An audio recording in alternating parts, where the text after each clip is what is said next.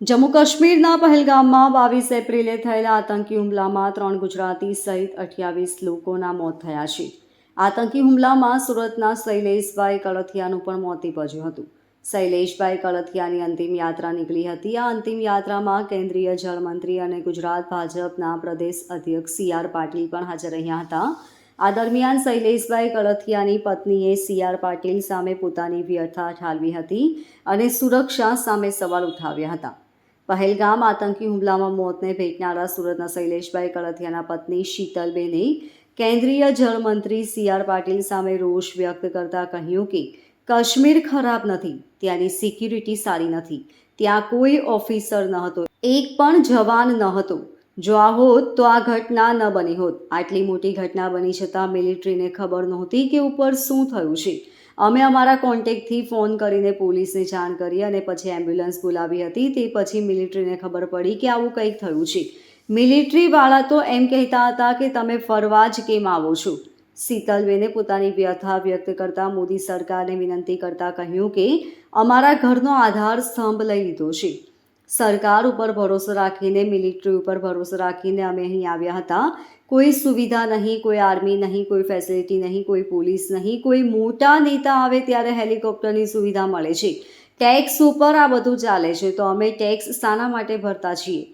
Army કેમ્પમાં બૂમો પાડીને કહેતા હતા કે ઉપર કેટલા લોકો છે, તેમનું જલ્દી કંઈક કરો. આટલી મોટી ઘટના બની ગઈ છતાં આર્મીને કેમ ખબર ના પડી?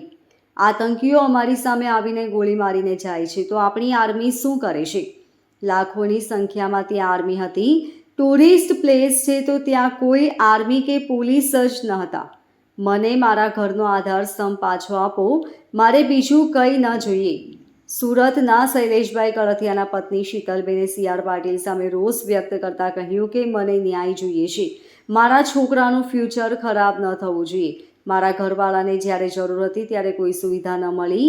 મને મારા ઘરનો આધાર સ્તંભ પાછો આપો, મારે બીજું કંઈ ન જોઈએ. આજ પછી કોઈ વોટ જ ના કરતા.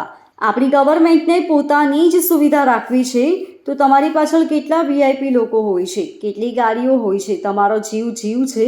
જે લોકો ટેક્સ ભરે છે તેમના જીવની કોઈ જ કિંમત નથી. આજ પછી કોઈ દિવસ કોઈ વોટ જ નહીં કરતા. જો આપણી ગવર્મેન્ટને પોતાની જ સુવિધા રાખવી છે, તમારા પાછળ કેટલા VIP હોય છે, કેટલી ગાડીઓ હોય છે. તમારો જીવ છે. આ ટેક્સ પે કરે છે એનો જીવ નથી. આ છોકરાઓનું શું?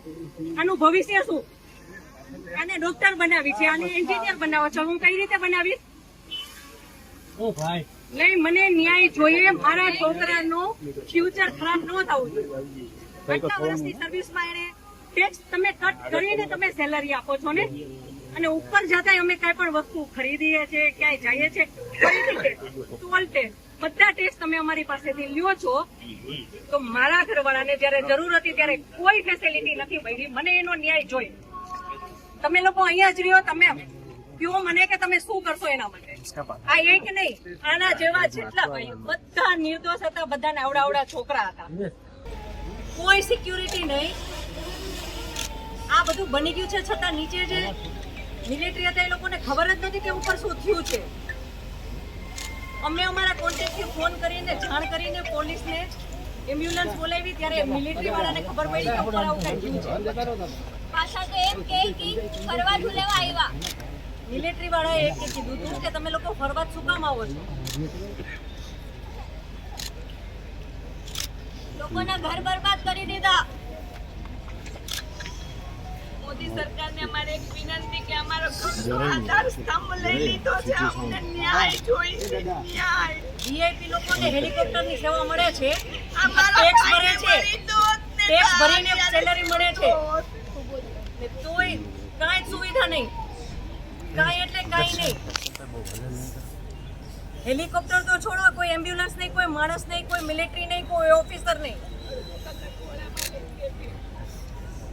આતંકવાદી આટલી સામે આવીને ગોળી મારી દેશે તો આપણી સરકાર કરે છે શું? અમે ત્યાં ફરવા ગયા તો અમે જ્યાં જોઈએ ત્યાં મિલિટરી. તો અમને એમ કે સારામાં સારી જગ્યા છે, સેફમાં સેફ જગ્યા છે.